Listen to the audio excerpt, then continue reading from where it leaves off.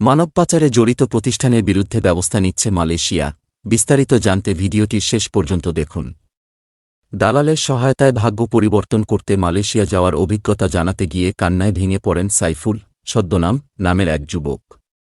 তিনি বলেন, দালাল আমাকে ভালো চাকরি দেওয়ার কথা বলে বিদেশে পাঠিয়েছে। এখন এখানে আমাদের বন্দী করে রাখা হয়েছে। আমার বাবার ব্রেন স্ট্রোক হয়েছিল, এখন তিনি প্যারালাইসিসের কারণে শয্যাশায়ী। শুধু সাইফুলই নন, তার মতো অন্তত 100 বাংলাদেশি কর্মী মালয়েশিয়ায় পেমবিনান রিকোলার STNBHD নামে একটি কোম্পানিতে বৈধভাবে কাজের উদ্দেশ্যে গিয়ে মানবেতর জীবনযাপন করছেন।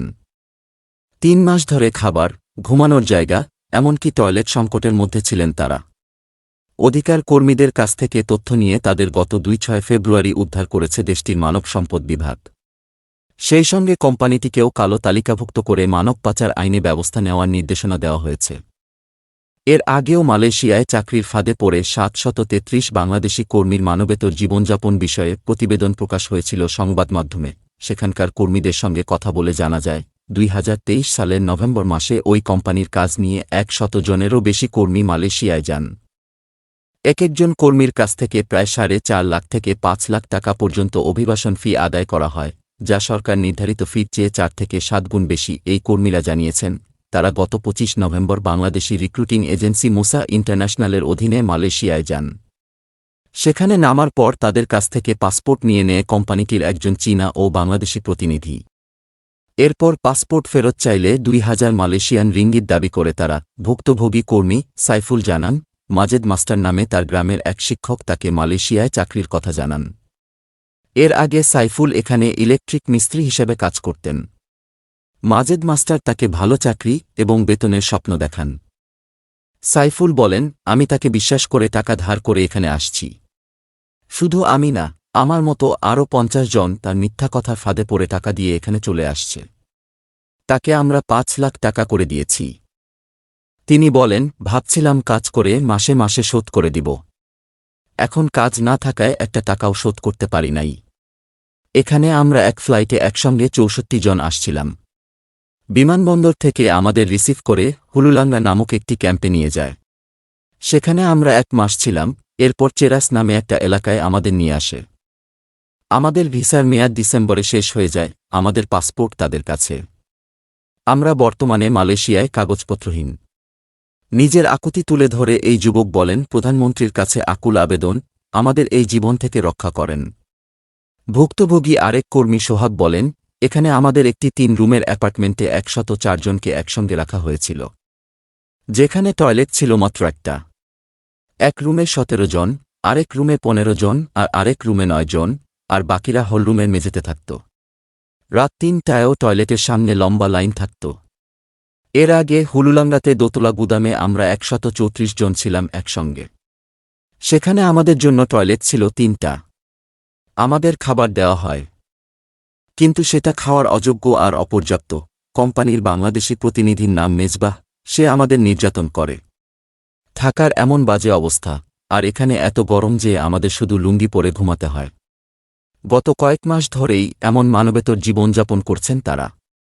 এক পর্যায়ে খোঁজ পেয়ে মালয়েশিয়ার অধিকার কর্মীরা তাদের সঙ্গে যোগাযোগ শুরু করেন। এরপর বিস্তারিত তথ্য নিয়ে সে দেশের মানব সম্পদ বিভাগ ও স্বরাষ্ট্র মন্ত্রণালয়কে জানান ব্রিটিশ অধিকার কর্মী অ্যান্ডি হল। মালয়েশিয়ার স্থানীয় গণমাধ্যমে তাদের নিয়ে খবরও প্রকাশ হয়। এরপর মালয়েশিয়ার মানব সম্পদ মন্ত্রণালয় শ্রম বিভাগের সহায়তায় কর্মীদের অবস্থান চিহ্নিত করে সেখানে অভিযান চালায় এবং তাদের উদ্ধার করে বলে এক বিবৃতিতে জানানো হয়।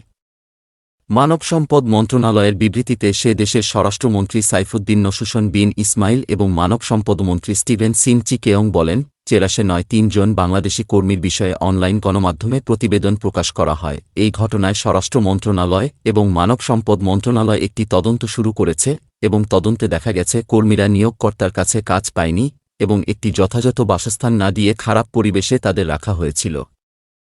নিয়োগকর্তারা আশ্রয় এবং খাবারের ক্ষেত্রে এই কর্মীদের কল্যাণে যত্ন নিতে ব্যর্থ হয়েছেন বলে জানা গেছে। মন্ত্রণালয় জানায়, রেকর্ড অনুযায়ী 2023 সালের নভেম্বরে পেমবিনান রিকোলার STNBHD নামক কোম্পানি তাদের কাজের জন্য নিয়ে আসে।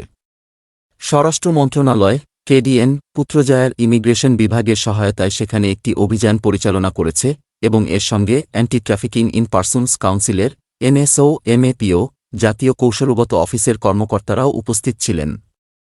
পেনিনসুলার মালয়েশিয়ার শ্রম বিভাগের মাধ্যমে মানব সম্পদ মন্ত্রণালয় শ্রম আইনে এর সঙ্গে জড়িত নিয়োগকারীদের ওপর তদন্ত কার্যক্রম পরিচালনা করেছে।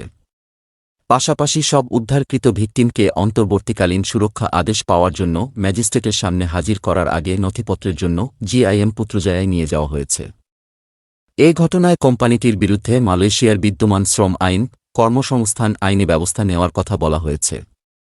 এছাড়া কর্মীদের বেতন পরিশোধের ব্যবস্থা করা হবেও বলে জানানো হয়। পাশাপাশি কোম্পানিটিকে কালো তালিকাভুক্ত করে নিয়োগকর্তার বিরুদ্ধে মানব পাচার ও অভিবাসী চোরাচালান বিরোধী আইনে ব্যবস্থা নেওয়ার কথা জানানো হয়। এই প্রসঙ্গে অ্যান্ডি হল বলেন, গত ২-৬ ফেব্রুয়ারি মালয়েশিয়ার কর্তৃপক্ষের কাছে আমার সাম্প্রতিক অভিযোগের দ্রুত ও নিষ্পত্তিমূলক যৌথ তদন্তকে আমি স্বাগত জানাই। এছাড়া স্থানীয় গণমাধ্যমেও চেরাসে আটকা পড়া ও নিঃস্ব শ্রমিকদের জোরপূর্বক শ্রমের জন্য মালয়েশিয়ায় অবৈধ অপরাধী সিন্ডিকেটের পাচারের বিষয় প্রকাশ করা হয়েছে। স্বরাষ্ট্র মন্ত্রণালয়, পুত্রজায়ার কেডিএন ইমিগ্রেশন বিভাগ, council for trafficking in persons, NSO MAPO এবং মানব সম্পদ মন্ত্রণালয়ের কেএসএম জাতীয় কৌশলগত কার্যালয়ের কর্মকর্তারা যে তদন্ত চালিয়েছেন তার জন্য আমি যৌথ অভিযানকে সাধুবাদ জানাই। তিনি আরও বলেন, মালয়েশিয়ায় জোরপূর্বক শ্রমের জন্য বাংলাদেশি শ্রমিকদের পাচার করে একটি অবৈধ অপরাধী সিন্ডিকেট। আরও আঘাতপ্রাপ্ত ভিকটিমদের দ্রুত উদ্ধার করাকে আমি স্বাগত জানাই। আমি আশা করি এই অপারেশন এবং কেএসএম, এমএপিও এবং কেডিএনের চলমান তদন্তের ফলে এই ক্ষতিগ্রস্তরা বিগত মাসগুলোতে তাদের অপরিসীম দুর্ভোগের জন্য সম্পূর্ণ ক্ষতিপূরণ পাবে। তিনি বলেন, আশা করা যায় শ্রমিকরা দ্রুত অর্থবহ কর্মসংস্থানের ব্যবস্থা পাবে, যাতে তারা তাদের জীবন পুনর্গঠন করতে পারে এবং বাংলাদেশ থেকে মালয়েশিয়ায় তাদের অভিবাসনের অভিজ্ঞতা অবশেষে ফলপ্রসূ ও ইতিবাচক হয় তা নিশ্চিত করা হবে। এই সময় তিনি আশা প্রকাশ করে বলেন, কেডিএন, এমএপিও, কেএসএম এবং বাংলাদেশি কর্তৃপক্ষ সবাই মালয়েশিয়ার নিয়োগকর্তা, ভুয়া মালয়েশিয়ার নিয়োগকর্তা এবং আউটসোর্স এজেন্ট, দালাল এবং বাংলাদেশ ও মালয়েশিয়া উভয় ক্ষেত্রেই দুর্নীতিবাজ কর্মকর্তাদের বিরুদ্ধে জরুরি ভিত্তিতে চূড়ান্ত ব্যবস্থা গ্রহণ করবে। একটি সক্রিয় অপরাধী চক্র টাকা নিয়ে মালয়েশিয়ায় বাংলাদেশিদের পাচার করছে। মঙ্গলবার ২-৭ ফেব্রুয়ারি মানব সম্পদ মন্ত্রী স্টিভেন সিম চি কেয়ং এক এক্স টুইটার বার্তায় জানিয়েছেন, এ সংক্রান্ত ঘটনায় এখন পর্যন্ত ৬টি প্রতিষ্ঠানকে কালো তালিকাভুক্ত করা হয়েছে।